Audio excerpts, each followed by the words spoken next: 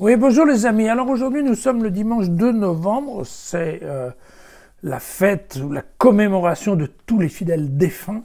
D'accord. L'Église ne donne pas d'indication quant au choix de texte.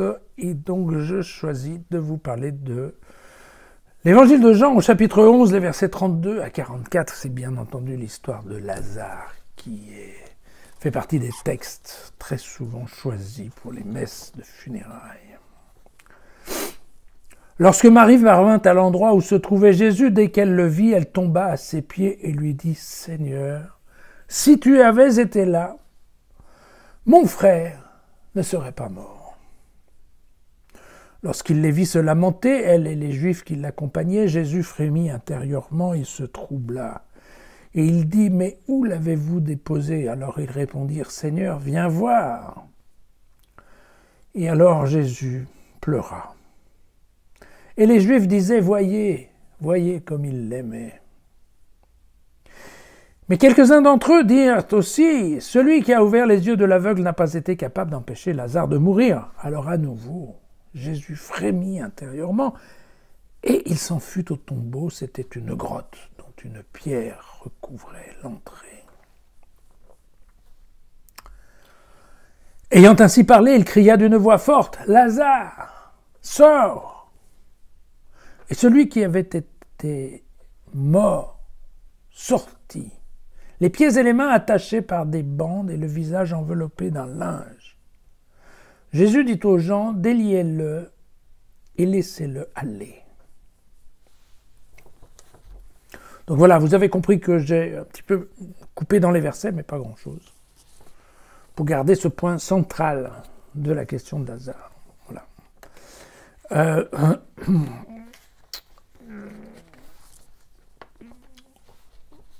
Il n'est jamais très agréable de parler de la mort, mais ce qui est vrai, c'est qu'à mon âge, nous sommes de plus en plus confrontés à la mort de nos proches. Et donc, on touche bien là un des points importants de la religion chrétienne, car effectivement, la foi en Jésus-Christ nous donne une solution, ou en tout cas est supposée nous donner une certaine force pour affronter cette question de la mort de ceux qui nous sont proches.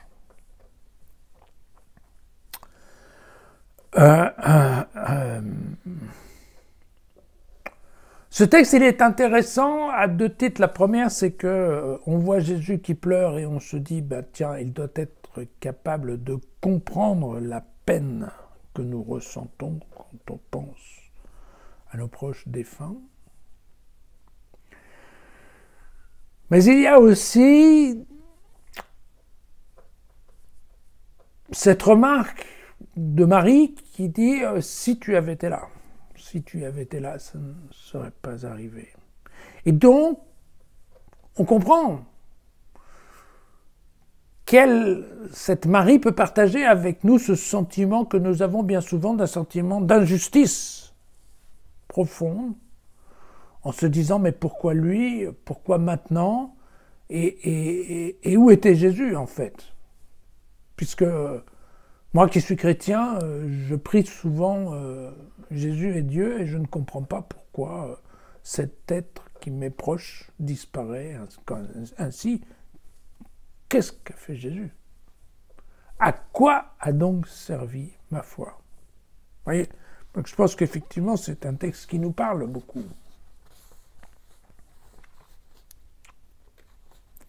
Alors en effet, Marie, tout comme Marthe, deux versets auparavant, elle reproche au Seigneur son absence, son inaction. D'accord? Et en effet, il est tout à fait probable que si Jésus avait été là, il aurait tout fait pour empêcher la mort de son ami. Il aurait demandé à son père et son père lui aurait donné certainement la possibilité de guérir, en fait, Lazare. Et c'est bien pour ça qu'on lit dans le texte que Jésus a attendu 3 jours avant de se mettre en route. Il a bien fait exprès de ne pas arriver à temps. Tout simplement parce que dans le concept de l'évangile de Jean, Jésus veut effectivement que la résurrection de Lazare soit un signe, un message fort aux hommes que Dieu est capable de donner la vie. Pour donner la vie, il faut bien que la personne soit morte, et effectivement morte. Plus de 3 jours. Vous vous souvenez que dans la tradition juive, pendant au moins 3 jours, l'âme, probablement, reste au milieu du corps défunt. Et donc, l'objectif de Jésus, ce n'est pas d'empêcher les gens de mourir. La mort et la maladie font partie de la vie et de la vie des hommes tels que Dieu, son Père et Créateur, les a conçus. L'objectif de Jésus, ce n'est pas de vouloir empêcher la mort des hommes. En tout cas, ce n'est absolument pas sa priorité. L'objectif de Jésus, c'est de redonner la vie. Et l'objectif de Jean l'évangéliste, c'est de donner l'espoir que Jésus donne la vie. Alors, donner la vie, certes, mais pas n'importe quelle vie. Vous comprenez? Avec Jean, c'est comme ça. C'est la foi, certes, mais pas n'importe quelle foi. C'est la foi dans le guérisseur, c'est la foi... Non. Et certes, dans le cas de Lazare, en effet, ce qui va se passer, c'est que pour que ce soit un signe, Jésus va bien redonner la vie au corps de Lazare. Et comme il va attendre 3 jours, ça veut dire qu'en fait, il va être capable de ramener l'esprit ou l'âme de Lazare, de la remettre dans son corps et de remettre à fonctionner le corps de Lazare, de telle façon que les gens, effectivement, voient le Lazare après comme il était avant. Parce que l'âme de Lazare, personne ne la voit. Le corps de Lazare, tout le monde est capable de le voir. Donc, en termes de signes, Jésus est capable de nous donner un signe très fort. Attention, il ne s'agit qu'un exemple, parce que c'est d'ailleurs ce qu'on appelle une ressuscitation et non une résurrection.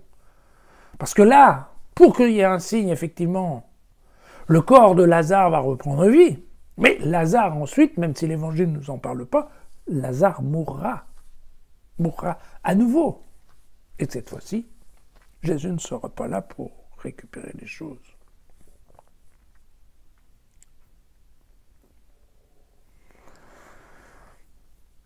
Alors certains, à l'époque de Jean, dans la communauté de Jean, mettent en cause que Jésus, le Fils de Dieu, ait pu réellement avoir une nature humaine, qu'il ait réellement pu connaître la destinée humaine et qu'effectivement, quand il était dans son corps d'homme, qu'effectivement, il ait pu avoir des sensations d'homme. Et à l'époque, on était intimement persuadé que seuls les hommes pouvaient pleurer. C'était une caractéristique de l'homme. Que les animaux n'avaient pas de sentiments et que s'ils avaient des sentiments, ils ne parlaient pas. D'ailleurs, il n'y a que très peu de temps qu'on s'est rendu compte que certains animaux pouvaient pleurer. La vache, l'éléphant, le chien, le chat. Mais il y a encore moins de temps qu'on s'est rendu compte, et on doute encore un peu, que les pleurs de ces animaux-là soient forcément liés à une tristesse. On s'est même rendu compte qu'en général, les animaux avaient d'autres manières d'expression de leur tristesse que des larmes. Sans parler des larmes de crocodile, dont on n'est absolument pas sûr qu'ils soient capables de pleurer. Ça, c'est un autre sujet. Ce qui est vrai, c'est que par contre, on s'est rendu compte qu'un éléphant à qui on prenait sa mère ou à qui on prenait son frère faisait par exemple des tas d'allers-retours ou des mouvements un peu coordonnés, mais que c'était probablement ça sa manière d'exprimer son émotion plutôt que de pleurer à chaudes larmes. Voilà. Et donc si Jean, l'évangéliste, écrit dans ce texte que Jésus pleure, c'est uniquement pour nous montrer que Jésus a effectivement connu la sensibilité humaine. Et que donc lui aussi il pleure parce que lui aussi est triste. Voilà.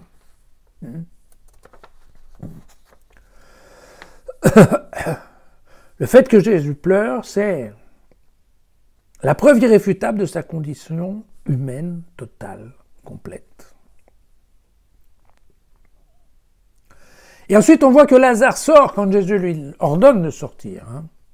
Et qu'il sort, vous voyez, S'il sort, ça veut dire qu'il a entendu, il a recouvré l'ouïe, il est redevenu vivant.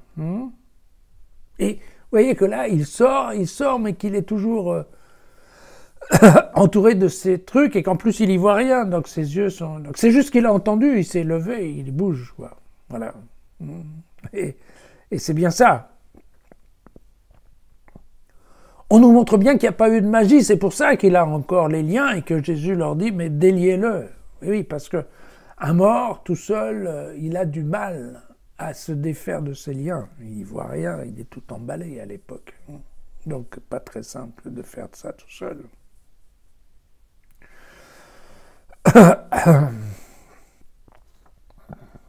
Donc, effectivement, nous avons bien la preuve que Jésus a redonné la vie à Lazare. Et dans ce cas-là, il lui a redonné sa vie humaine comme elle était avant. Voilà.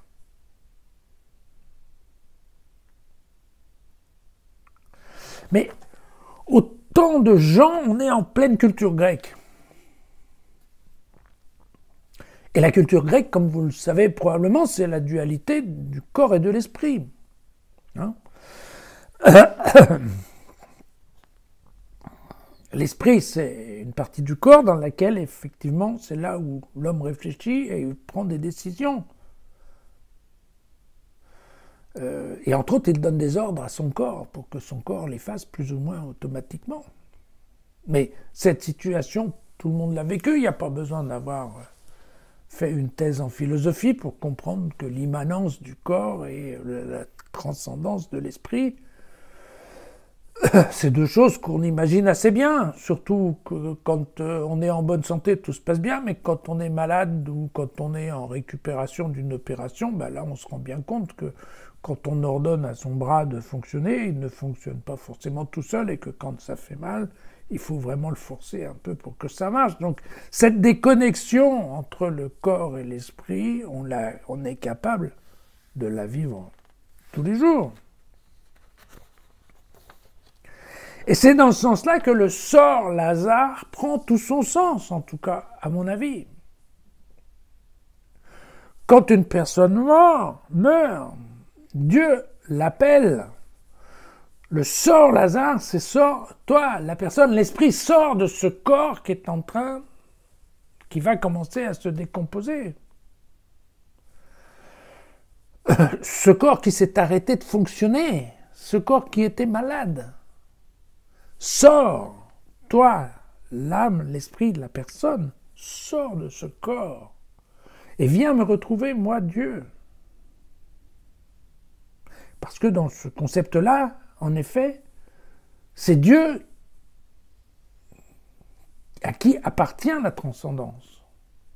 Donc les âmes, si elles viennent auprès de Dieu, elles vont être heureuses. C'est ça le sort Lazare. Et nos proches défunts, eh bien quand ils sont morts, ils ont entendu Dieu qui les appelait « Sors, viens me retrouver ».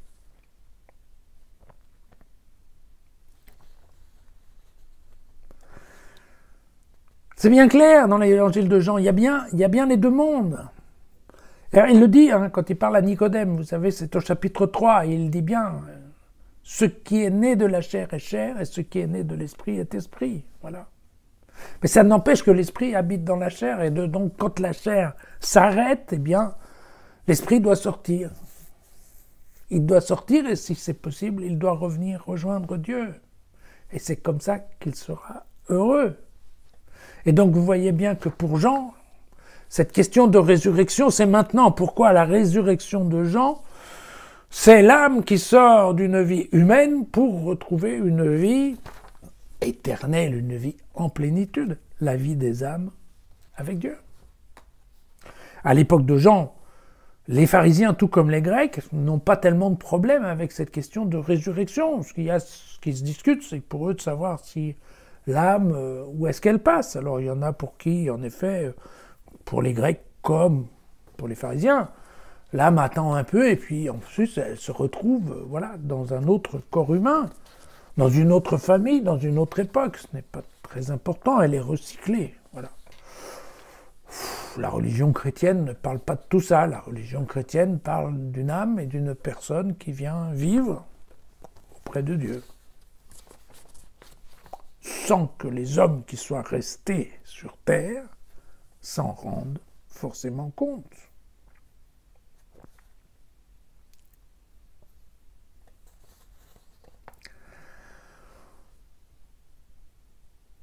Les hommes, les soignants, les médecins se battent comme ils peuvent pour protéger le corps.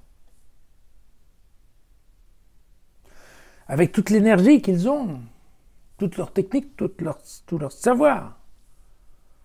Il n'y a aucun doute là-dessus. Ils font tout pour. Mais, à la fin, maintenant, un jour peut-être, de toute façon, à la fin, c'est la mort qui va gagner sur le corps.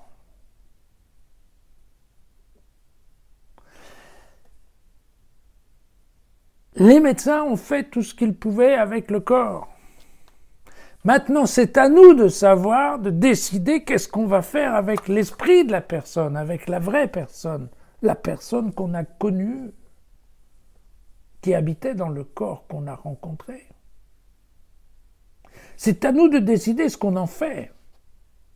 Va-t-on l'oublier? Va-t-on continuer à vivre avec? Quelle place va prendre cette personne, en fait, cette vraie personne, cette belle personne, bien souvent. C'est nous qui devons réapprendre à vivre avec cette personne sans la voir au milieu d'un corps connu. Évidemment, c'est un peu difficile, mais à la fois c'est difficile et c'est quand même pas très compliqué. Enfin, en dehors de tout concept, je crois que plus personne aujourd'hui n'est capable de croire en la résurrection des corps avec les tombes qui vont s'ouvrir et les squelettes qui vont se mettre à marcher. Ça, je pense que c'est terminé. On est déjà tous passés autre part. Pourquoi? Parce qu'on a tous bien compris cette histoire, voilà, de double personnalité, d'un esprit qui vit au milieu d'un corps. C'est une option philosophique qui est tout à fait compréhensible encore de nos jours, et dont nous, personnellement, qui sommes vivants, nous nous rendons quand même bien compte. Alors si on s'en rend compte quand on est vivant, pourquoi ne pas s'en rendre compte pour les gens qui sont déjà morts? Encore une fois, ça c'est à nous de le décider. C'est à nous de décider si nous voulons vivre avec les personnes qui nous ont quittés. Mais la résurrection, pour Jean, c'est bien cela. Découvrir une autre vie. La personne, ou l'âme, ou l'esprit de la personne, elle va découvrir une autre vie. À nous de savoir si nous avons l'intention de l'accompagner. À demain.